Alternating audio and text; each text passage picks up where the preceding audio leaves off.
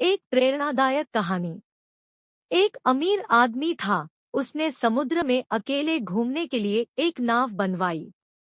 छुट्टी के दिन वह नाव लेकर समुद्र की सैर करने निकला। आधे समुद्र तक पहुंचा ही था कि अचानक एक जोरदार तूफान आया।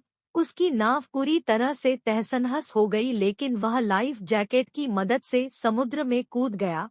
जब तूफान शांत हुआ तब वह तैरता तैरता एक टापू पर पहुंचा, लेकिन वहां भी कोई नहीं था। टापू के चारों ओर समुद्र के अलावा कुछ भी नजर नहीं आ रहा था। उस आदमी ने सोचा कि जब मैंने पूरी जिंदगी में किसी का कभी भी बुरा नहीं किया तो मेरे साथ ऐसा क्यों हुआ।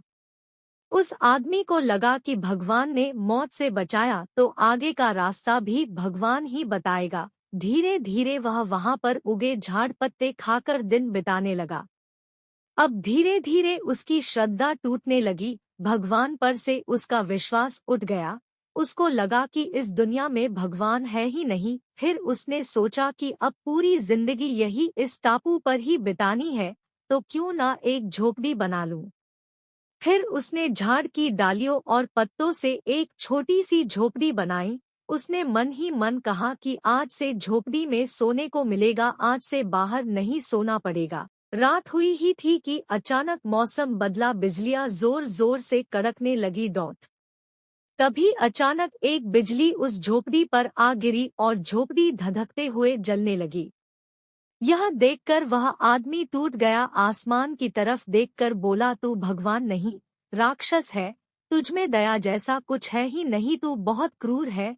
वह व्यक्ति हताश होकर सर पर हाथ रखकर रो रहा था कि अचानक एक नाव टापू के पास आई। नाव से उतरकर दो आदमी बाहर आए और बोले कि हम तुम्हें बचाने आए हैं।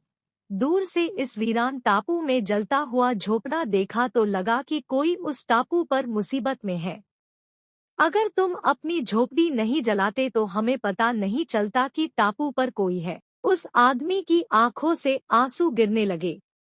उसने ईश्वर से माफी मांगी और बोला कि मुझे क्या पता कि आपने मुझे बचाने के लिए मेरी झोपड़ी जलाई थी। सीख, दिन चाहे सुख के हो या दुख के, भगवान अपने भक्तों के साथ हमेशा रहते हैं।